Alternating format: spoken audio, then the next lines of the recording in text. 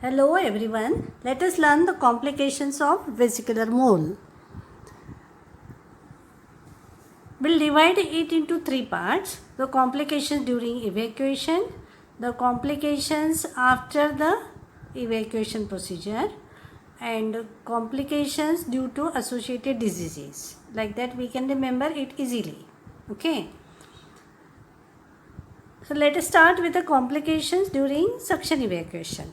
There is risk of hemorrhage because the uterus is full of vesicles with blood and the patient is anemic. Because of hemorrhage, she may have anemia also. So all problems of anemia will be seen, like congestive cardiac failure, fluid overload, like that. She is prone for sepsis due to collected blood and the absence of amniotic membrane. Anemia also contributes for the sepsis and degeneration of the chorionic villi. Perforation of the uterus is the risk because the uterus is already overstretched with the distended vesicles. Sometimes there is coexistent invasive choriocarcinoma, invasive mole, or it is also known as chorioadenoma destruens. So because of this invasive lesion, there is chance of perforation of uterus during evacuation. Incomplete procedure and residual tumor mass may be left behind. That is known as complication is described as incomplete evacuation, or it may even manifest as persistent trophoblastic tumor later on. Sudden collapse of the patient due to hemorrhage during evacuation process is also a serious complication during suction evacuation of vesicular mole. This complication is due to profuse hemorrhage during the procedure. Hence, at least 2 units of blood should be arranged and given during the procedure. There can be persistent gestational trophoblastic disease after vesicular mole. The risk is 15%. Recurrence of the vesicular mole with the next pregnancy is also the risk. With history of 1 molar pregnancy, the chance is 1 to 2%. History of 2 molar pregnancy in the past, the risk is 25%. And of course, the risk of invasive mole is 15% and risk of choriocarcinoma is 4% in cases of vesicular mole. Associated diseases can complicate the clinical picture in these patients. So she may have hyperemesis, preeclampsia, thyrotoxicosis, can land up into thyroid storm in 3% of cases. Acute RDS, respiratory distress syndrome. It is clinically observed usually 6 hours after evacuation. It is due to pulmonary embolization of the trophoblast. Coagulation disorder and DIC is observed in 2% of cases. Cardiomyopathy, torsion or rupture of the thecal luteal cyst are the rare features or the rare complications. Treatment of the complication is our purpose. In these cases, infection should be controlled. Treatment of anemia is given. Take care of RDS. The patients are managed in the intensive care unit. Thyroid storm should be managed medically. So what about this trophoblastic pulmonary embolization? On X-ray, there are patchy infiltrations in the lung, and oxygen saturation should be monitored. Respiratory assistance should be provided with the ventilator support. What about the thyroid storm? Patient will have hyperthermia, delirium, convulsions, coma. Aim of the treatment is restore the T3 concentration in the serum. The treatment is propyl thiouracil 100 mg TDS and tablet propranolol 20 mg TDS Lugol iodine is also given 8 drops 3 times a day. Tablet dexamethasone helps. In these cases, the dose is 0.5 milligram TDS. On follow-up or on discharge, the patient should be given advice about contraception. She should follow the any contraception method at least for 1 year after the HCG test is negative. She can use oral contraceptive pills or injectable contraceptives like DMPA. Avoid pregnancy 1 year after stoppage of OC pills because there is a risk of congenital defects. IUCD is not advocated in these cases because of risk of perforation and irregular bleeding per vaginal. Then one will get confused whether the bleeding is due to GTD or whether it is due to copper T. We don't understand. That is why avoid the use of IUCDs. There is also chance of infection because already the patient has got anemia and operative procedure. The uterus is thin walled. More chances of infection in these cases. On discharge, take care to maintain the trophoblastic disease register in the setup and regional registry for follow-up and monitoring and outcome of the pregnancy or these trophoblastic disease should be done. Next pregnancy, there is a risk of recurrent molar pregnancy in 1% of cases. Screen the lady for genetic defect with fetal karyotype if she has received chemotherapy during the last trophoblastic disease while treating the vesicular mole. Postnatal cases, when they deliver after delivery, means in the postnatal period, whether it is after full-term delivery or whether it is after abortion or ectopic pregnancy, 6 weeks after this event, the HCG levels should be estimated to diagnose occult metastasis and possibility of recurrent vesicular mole. Placenta is also examined and the products, in case she aborts, are also examined for the possibility of vesicular mole. If feasible, next pregnancy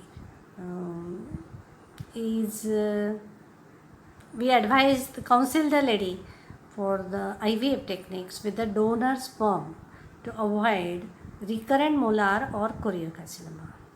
This is how the next pregnancy event is managed.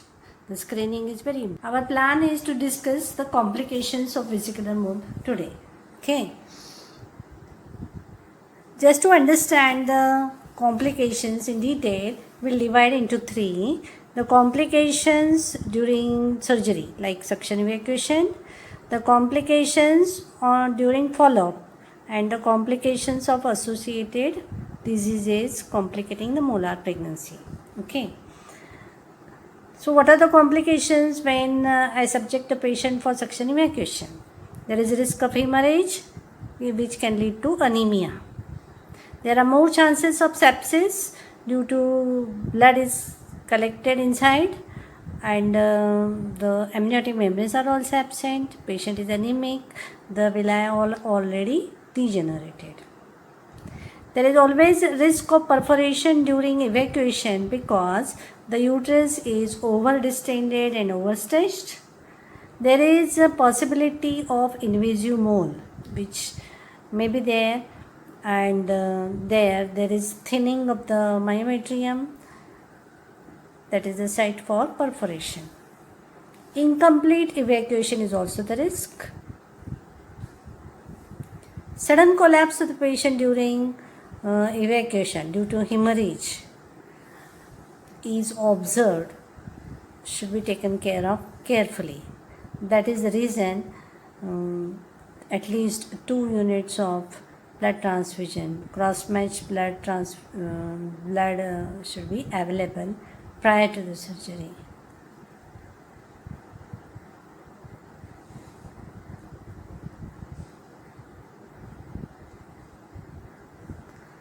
Risk of persistent gestational trophoblastic disease after vesicular mole is observed in 15% of cases, and also invasive mole in 15% of cases. However, the risk of choriocarcinoma is only 4%. Hence, careful follow-up is very important in all cases of vesicular mole, irrespective whether she is high risk or low risk. Recurrence of vesicular molar pregnancy with the next pregnancy is seen in 1 to 2% of cases. If there is one molar pregnancy event, if there is history of 2 molar pregnancies, then the risk is 25%. It is too much. Associated complications of molar pregnancy like hyperemesis is there, preeclampsia, features of thyrotoxicosis are seen, which can land up into thyroid storm in 3% of cases and which needs treatment. Acute RDS is observed 6 hours after evacuation is due to pulmonary embolization of trophoblast during suction evacuation. Coagulation disorders and DIC is seen in 2% of cases. Cardiomyopathy and cardiac failure is also seen.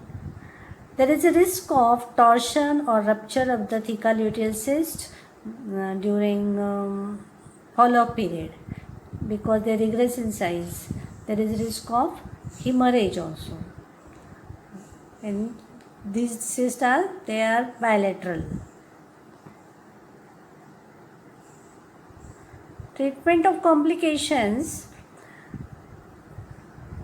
Trophoblastic pulmonary embolization is can land up into RDS, respiratory distress syndrome, where X-ray chest is done to diagnose patchy infiltration on the X-ray. If there are secondaries metastasis, then there are cannon wall secondaries. But this embolization, in these cases, there is patchy infiltration. Treatment is oxygen inhalation and monitoring of oxygen saturation. Respiratory assistance is provided with the ventilators.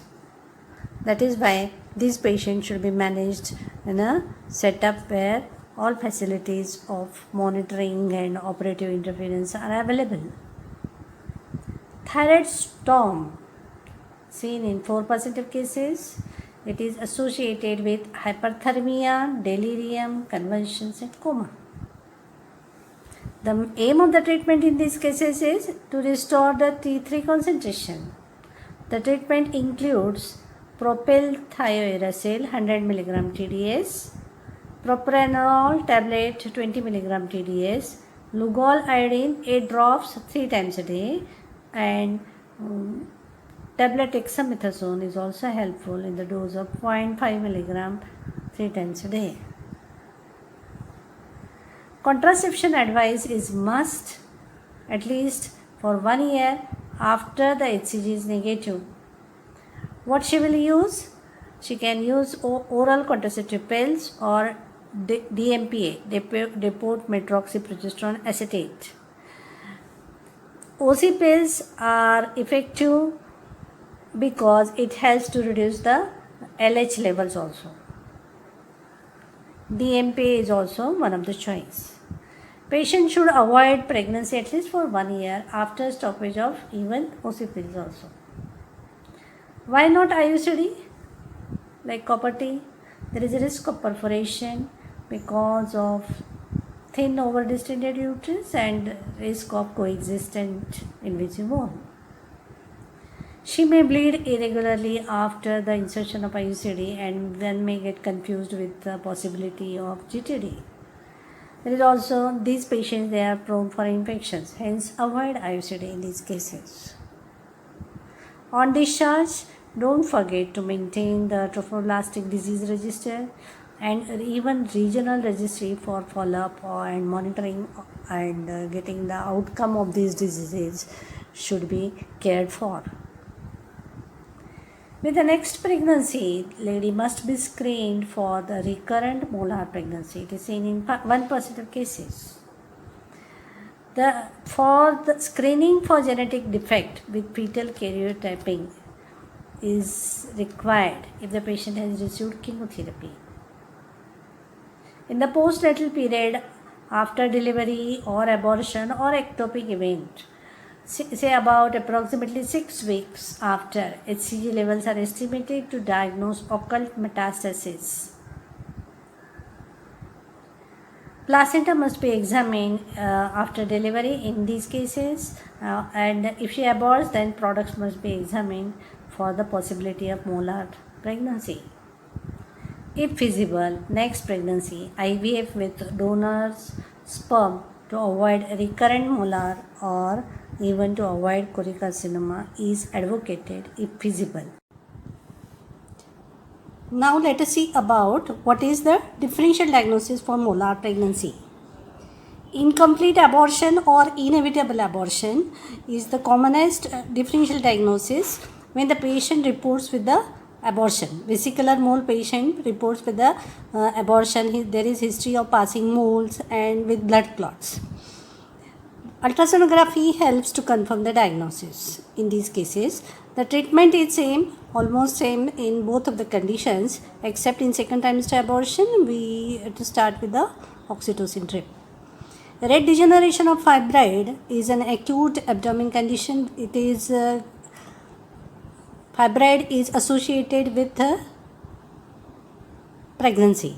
In these cases, patient will have pain in abdomen, fever, leukocytosis will be there, and the treatment is always conservative.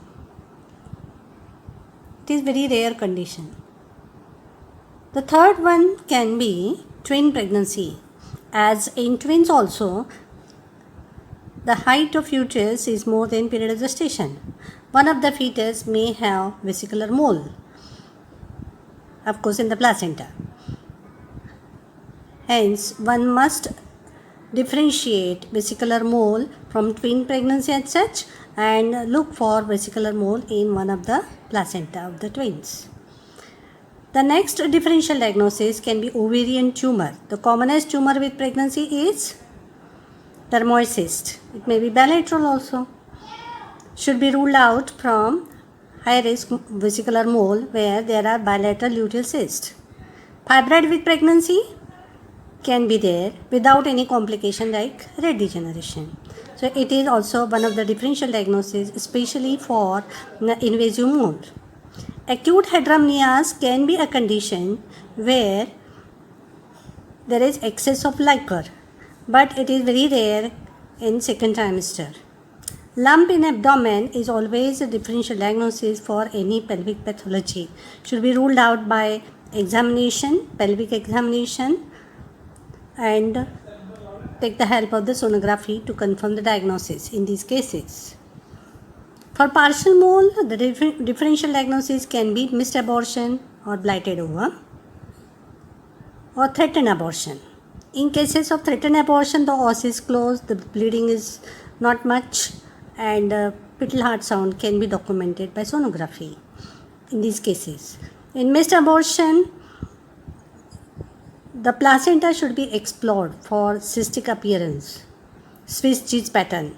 And blighted ovum is altogether different entity in the first trimester, should be confirmed by sonography and Doppler study. There is one more condition known as pseudo-partial hereditiform mole. It is a genetic defect with fetal trisomy, can be Beckwith-Wiedemann syndrome, where there is heterops plus there is the size of the placenta is large. Hyperplacentosis is seen in this case. So it is also one of the diagnoses for vesicular mole. Thank you.